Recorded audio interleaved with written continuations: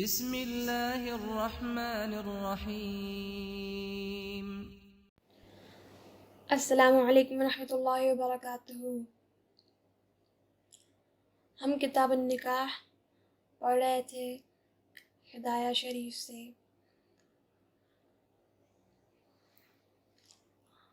تو اب یہ مسئلہ ہم پڑھیں گے آج کہ بیع، اجارہ، اباحہ، احلال، وصیت اور اعارہ کے الفاظ سے نکاح منعقد ہوتا ہے یا نہیں۔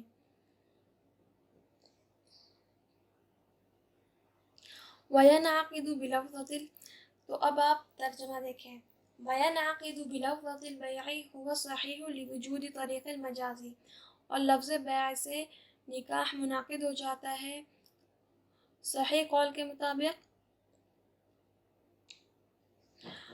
لِوُجُودِ طَرِيقِ الْمَجَازِ، طریق مجاز کے پائے جانے کی وجہ سے۔ وَلَا يَنْعَقِدُ بِلَفْظِ الْإِجَارَةِ، اور لفظ اجارہ سے نکاح منعقد نہیں ہوگا، یہی صحیح قول ہے صحیح قول کے مطابق۔ لِأَنَّهُ لَيْسَ بِسَبَبٍ لِلْمِلْكِ الْمُتْعَةِ، اس لیے کہ وہ ملک متعہ کا سبب نہیں ہے۔ وَلَا بِلَفْظِ الْإِبَاحَةِ وَالْإِحْلَالِ، اور نہ لفظ اباحہ سے اور احلال اور اعارہ سے نکاح منعقد نہیں ہوگا۔ لما قلنا، جیسے کہ ہم نے پہلے بیان کیا۔ وَلَا بِلَفْظِ الْوَصِيَّةِ، اور نہ وصیت کے لفظ سے۔ لِأَنَّهَا تُوجِبُ الْمِلْكَ مُضَافًا إِلَى مَا بَعْدَ الْمَوْتِ، اس لیے کہ وہ ما بعد الموت کی طرف ملک کو منسوب کر دیتا ہے۔ تو اب تشریح آپ دیکھیں، سمجھیں اور لکھیں تاکہ آگے بھی آپ اعادہ کر سکیں، مطالعہ کر سکیں، پڑھ سکیں، سمجھ سکیں۔ تو تشریح یہ ہے کہ صحیح قول کی وجہ سے لفظ بیع سے نکاح منعقد ہو جائے گا، لیکن احناف میں ابو بکر اعمش رحمۃ اللہ علیہ فرماتے ہیں کہ اس سے منعقد نہیں ہوگا۔ ان کی وجہ یہ ہے کہ وہ وجہ یہ دیتے ہیں کہ لفظ بیع تملیک بالمال، تملیک المال بالمال کے لیے ہے۔ لفظ بیع تملیک مال بالمال کے لیے ہے، اور مملوک بالنکاح مال نہیں ہے، اس لیے نکاح منعقد نہیں ہوگا۔ لفظ بیع مال کے ذریعے مال کو ملکیت میں لینا اس کے لیے خاص ہے، اور مملوک بالنکاح مال نہیں ہے، یعنی جو مملوک ہے وہ مال نہیں ہے، وہ انسان ہے، اس لیے نکاح منعقد نہیں ہوگا۔ لیکن احناف میں جو صحیح قول لیا جاتا ہے وہ یہ ہے کہ نکاح منعقد ہو جائے گا، اور وجہ یہ دیتے ہیں، دلیل یہ دیتے ہیں کہ یہاں بھی طریق مجاز موجود ہے۔ اس طرح کے بیع ایسی ملک کو واجب کر دیتا ہے جو ملک متعہ کا سبب ہے، یعنی فائدہ اٹھانے کا سبب ہے، کیونکہ جب کسی نے باندی کو فروخت کیا تو خریدار گردن کے ساتھ ساتھ اس باندی کے متعہ کا بھی مالک بن جاتا ہے، جب تک کوئی وجہ حرمت نہ ہو وہ اس کو اپنی بیوی کی طرح رکھ سکتا ہے۔ لفظ اجارہ سے صحیح قول کی بنا پر نکاح منعقد نہیں ہوگا۔ امام کرخی رحمۃ اللہ علیہ فرماتے ہیں کہ منعقد ہو جائے گا۔ امام کرخی رحمۃ اللہ علیہ کے نزدیک یہ ہے کہ نکاح منعقد ہو جائے گا لفظ اجارہ سے۔ امام کرخی رحمۃ اللہ علیہ نے وجہ یہ بیان کی کہ اجارہ تملیک منفعت ہے اور ملک متعہ بھی منفعت ہے۔ اجارہ فائدہ اٹھانے کی ملکیت کو واجب کر دیتا ہے، اور ملک متعہ بھی فائدہ اٹھانے میں سے ہے، یعنی منفعت میں سے ہے ملک متعہ بھی۔ لیکن ہمیں جواب دیتے ہیں کہ ملک متعہ اجارہ کے منافع میں سے نہیں ہے، ملک متعہ اجارہ کے منافع میں سے نہیں ہے۔ چنانچہ اگر باندی کو خدمت کے واسطے اجارہ پر لیا گیا، کرائے پر لیا گیا، تو اس باندی کے ساتھ کرائے پر رکھنے والا بیوی کی طرح نہیں رہ سکتا، یعنی شوہر بیوی کی طرح رہ نہیں سکتا۔ باندی اگر کرائے پر لی ہے تو اس کو اپنی بیوی کی طرح نہیں رکھ سکتا، بس خدمت کروا سکتا ہے۔ تو لفظ اجارہ سے امام کرخی رحمۃ اللہ علیہ کے نزدیک منعقد ہو جائے گا، لیکن ہمارے نزدیک نہیں ہوتا، اور یہی قول صحیح ہے۔ ہمارا قول صحیح کی دلیل یہ ہے کہ اجارہ ملک متعلقہ سبب نہیں ہے، لہذا علاقہ سببیت نہیں پائی گئی، اس لیے یہ جائز نہیں ہے۔ طریقہ مجاز یعنی مجاز کی کوئی راہ نہیں پائی جاتی ہے اس میں۔ لفظ اباحت، احلال اور اعارہ کے ساتھ بھی نکاح منعقد نہیں ہوتا، اور اس کی وجہ بھی یہی ہے کہ یہ الفاظ بھی ملک متعلقہ سبب نہیں بنتے۔ لفظ وصیت سے بھی نکاح منعقد نہیں ہوگا، اس لیے کہ وصیت اگرچہ موجب میں ملک ہے، وصیت سے ملکیت حاصل ہو جاتی ہے، لیکن وہ موت کے بعد ہوتی ہے، اور موت کا کسی کو نہیں پتہ کب آئے۔ اور دوسری بات یہ ہے کہ نکاح کے لیے ایسے الفاظ کی ضرورت پڑتی ہے جو کہ حال میں ہوں، جس سے حال کا علم ہو۔ تو وصیت ایسا لفظ ہے جو کہ موت کے بعد ہی نکاح کو منعقد کر سکتا ہے، تو اس طرح ان الفاظ سے نکاح نہیں ہوگا۔ مثال کے طور پر زید نے خالد کو کہا کہ میں نے تمہیں اپنی بیٹی وصیت کی، تو اس لفظ سے نکاح منعقد نہیں ہوگا، کیونکہ جب زید کا انتقال ہوگا تبھی خالد کے نکاح میں اس کی بیٹی آ سکتی ہے، اور کسی کو نہیں پتہ زندگی موت کا۔ اور دوسری بات یہ ہے کہ اس وقت نکاح تبھی منعقد ہوتا ہے جب الفاظ حال میں ہوں، جن الفاظ سے معلوم ہو کہ ابھی ہم نے ایک عقد کیا ہے، ابھی نکاح ہو گیا ہے، اور بیوی اس کی ہو گئی ہے، لڑکی اس کی بیوی بن گئی ہے، لیکن ان الفاظ سے ایسا کچھ نہیں ہو رہا، تو اس لیے ایسے نکاح نہیں ہوگا۔ اب ہم دوسرا مسئلہ پڑھیں گے، لیکن اس سے پہلے آپ نیچے حاشیہ دیکھ لیں۔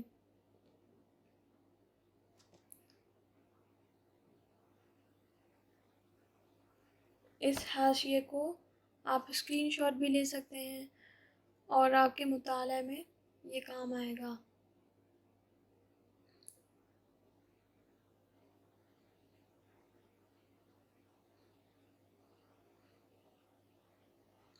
یہ پورا حاشیہ ہے۔ اب ہم اگلے صفحہ پر چلتے ہیں۔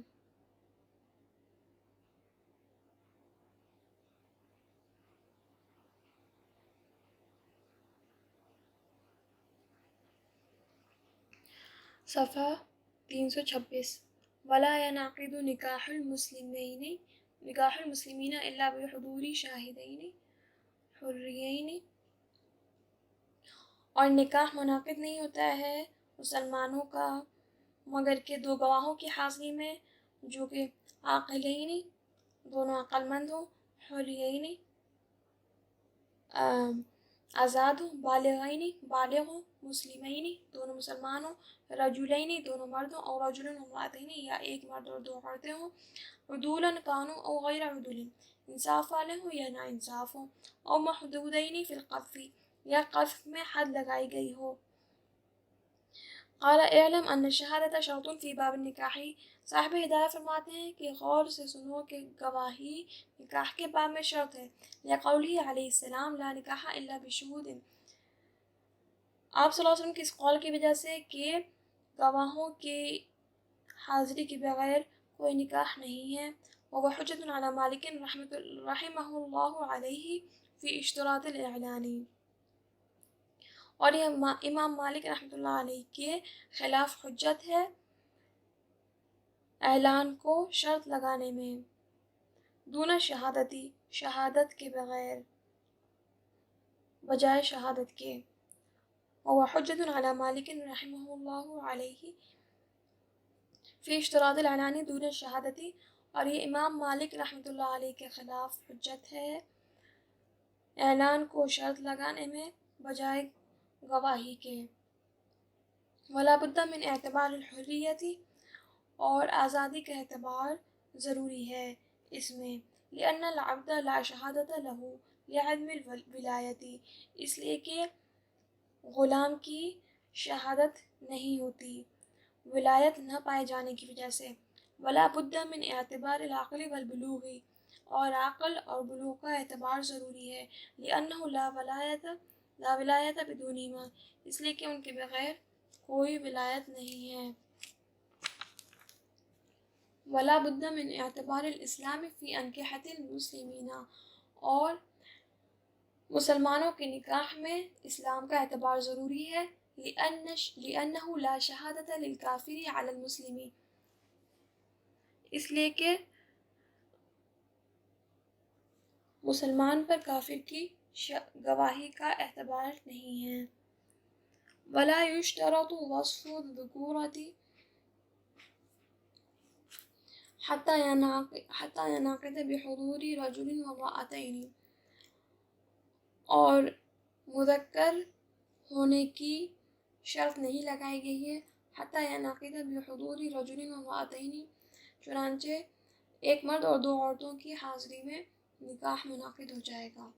وفیہ خلاف الشافعی رحمہ اللہ علیہ، اور اس میں امام شافعی رحمۃ اللہ علیہ اختلاف کرتے ہیں۔ وستعرف فی الشہادات انشاء اللہ، اور تم گواہیوں کے باب میں، شہادتوں کے باب میں انشاءاللہ جان لو گے۔ ولا تشترط العدالۃ،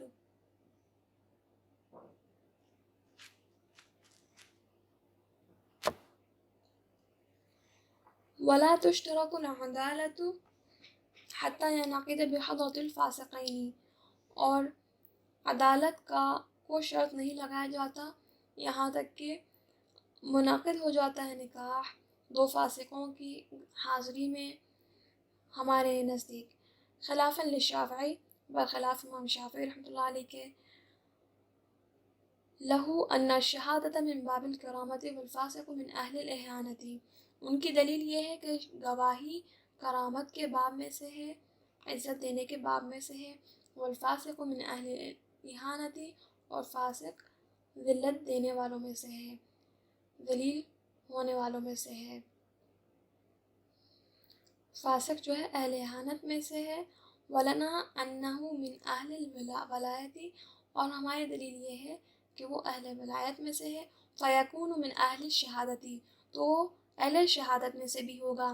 وہذا لأنہ لما لم یحرم الولایت، اور یہ بات اس وجہ سے ہے، لأنہ لما لم یحرم الولایت علی نفسہ الاسلامی، اس لیے کہ اس کے اسلام مسلمان ہونے کی وجہ سے، اس کے اسلام پر ہونے کی وجہ سے اس کے نفس پر ولایت حرام نہیں ہوتی۔ لا یحرم علی غیرہ، تو اس کے غیر پر بھی حرام نہیں ہوگی ولایت۔ لأنہ من جنسی، اس لیے کہ وہ اسی کی جنس ہے۔ ولأنہ صلح مقلدا فیصلح مقلدا، اور دوسری دلیل یہ ہے کہ وہ دوسرے کو قلادہ پہنا سکتا ہے، اس کے لیے درست ہے دوسرے کو، غیر کو قلادہ پہنانا۔ فیصلح مقلدا، تو وہ خود بھی قلادہ پہن سکتا ہے، تو اس کے لیے خود کو بھی قلادہ پہننا درست ہے۔ وقضا شاہد او المحدود فی القذف، اور اسی طرح سے وقضا شاہد او المحدود فی القذف من اہل الولایت، لہذا وہ اہل شہادت میں سے بھی ہوگا، جیسے کہ وہ خود دوسرے کو قلادہ پہنا سکتا ہے، خود بھی قلادہ پہن سکتا ہے، اس لیے وہ اہل شہادت میں سے بھی ہوگا۔ اب المحدود فی القذف من اہل الولایت، یا محدود فی القذف بھی اہل ولایت میں سے ہے۔ فیکون من اہل الشہادت تحملا، تو وہ اہل شہادت میں سے بھی ہوگا، وہ گواہوں میں سے بھی ہوگا، تحملا تحمل شہادت ہونے کی وجہ سے۔ وانما الفائت ثمرۃ الاداء بالنہی، اور وانما الفائت ثمرۃ الاداء بالنہی لحریمتہ، اس لیے کہ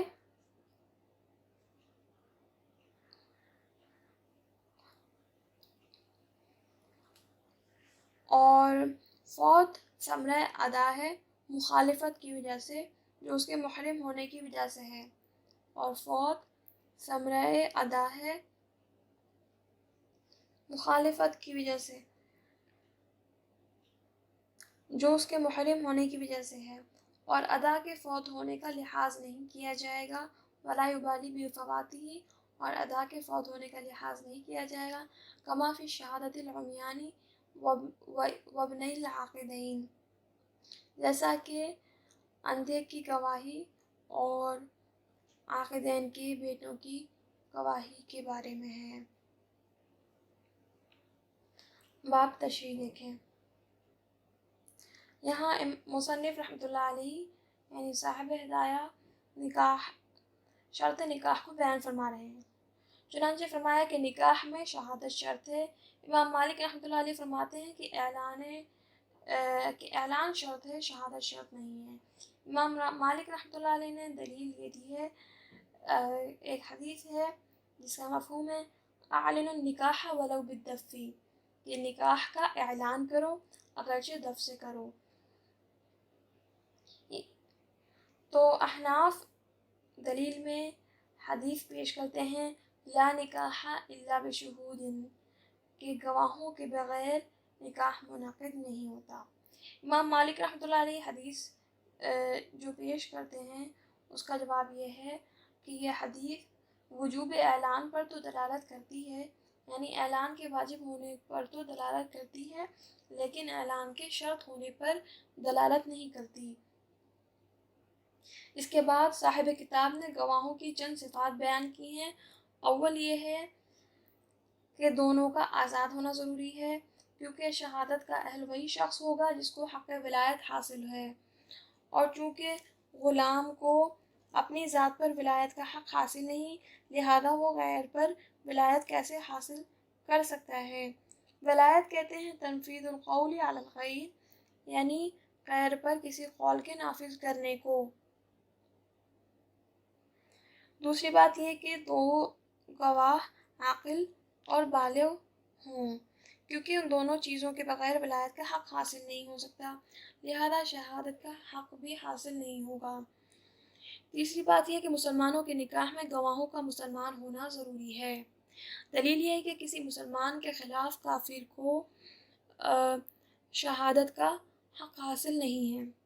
قرآن کی آیت ہے لن یجعل اللہ للکافرین علی المؤمنین سبیلا، کہ اللہ تعالیٰ کافرین کو مومنین پر ہرگز کوئی راہ نہیں دیتا۔ تو اس آیت کی وجہ سے احناف کے نزدیک گواہوں کا مرد ہونا ضروری نہیں،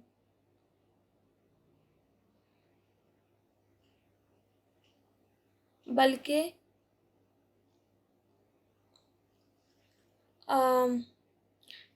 اس آیت کی وجہ سے ایک تو دلیل یہ ہوئی احناف کی کہ گواہ جو ہے مسلمان ہونا ضروری ہے، اور دوسری یہ دلیل ہے کہ گواہوں کا مرد ہونا بھی ضروری نہیں، کیونکہ اس مومنین کہا ہے، اور ایک مرد اور دو عورتیں بھی ہو سکتے ہیں گواہ۔ البتہ امام شافعی رحمۃ اللہ علیہ اختلاف فرماتے ہیں، وہ کہتے ہیں کہ نکاح میں مردوں کے ساتھ عورتوں کی گواہی قبول نہیں کی جاتی، اور اس کی تفصیل انشاءاللہ کتاب الشہادات میں آپ پڑھیں گے۔ عدالت کی شرط لگانے میں اختلاف ہے، چنانچہ احناف کا مذہب یہ ہے کہ عدالت شاہدین شرط نہیں ہے، دونوں گواہوں کی عدالت شرط نہیں ہے۔ امام شافعی رحمۃ اللہ علیہ عدالت کو گواہوں کے لیے شرط قرار دیتے ہیں، یعنی دونوں گواہ انصاف والے ہوں تبھی ان کی گواہی قبول کی جائے گی اور وہ گواہ کے لائق ہوں گے۔ امام شافعی رحمۃ اللہ علیہ کی دلیل یہ ہے کہ شہادت باب کرامت سے ہے، حضور صلی اللہ علیہ وسلم کے قول اکرم الشہود کی وجہ سے، کہ گواہوں کی تم عزت کرو، گواہوں کا اکرام کرو۔ اس حدیث سے معلوم ہوا کہ گواہ محل اکرام ہے، اور فاسق ذلیل کرنے کے لائق ہے، ذلیل ہونے کے لائق ہے۔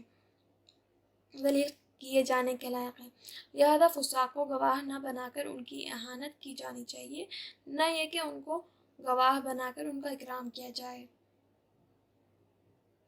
احناف رحمۃ اللہ علیہ کی دلیل یہ ہے کہ فاسق ولایت کا اہل ہے، لہذا وہ اہل شہادت میں سے بھی ہوگا، اور فاسق کا اہل ولایت سے ہونا اس لیے ہے کہ شریعت نے اس کو مسلمان ہونے کی وجہ سے اپنے نفس پر ولایت سے محروم نہیں کیا، لہذا غیر پر بھی اس کو ولایت سے محروم نہیں کیا جائے گا، کیونکہ وہ بھی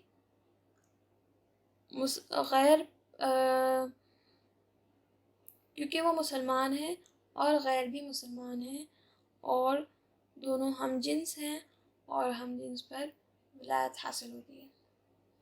دوسری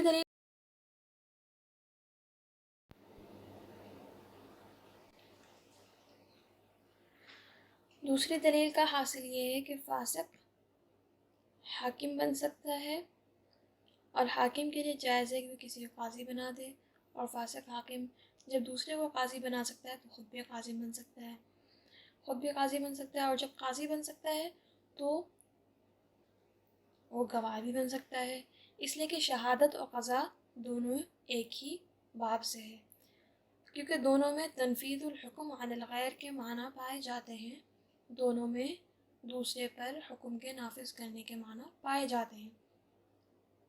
جس شخص کو حد قذف لگائی گئی ہے وہ بھی چونکہ اہل ولایت سے ہے، اس لیے اہل شہادت سے بھی ہوگا، لیکن یہ شخص شہادت تو تحمل کر سکتا ہے، یعنی گواہ بن سکتا ہے، لیکن ادائے شہادت کا اہل نہیں ہے، یعنی گواہی دینے کا اہل نہیں ہے۔ چنانچہ محدود فی القذف کی موجودگی میں نکاح منعقد ہو سکتا ہے، اس لیے کہ نکاح میں تحمل شہادت ہی کافی ہے، البتہ اگر کبھی مجلس قضا میں گواہی دینے کی ضرورت پیش آئے گی تو ان کی گواہی قبول نہیں کی جائے گی۔ وَلَا تَقْبَلُوا لَهُمْ شَهَادَةً أَبَدًا کی وجہ سے کہ تم ان کی کبھی بھی گواہی قبول نہ کرو،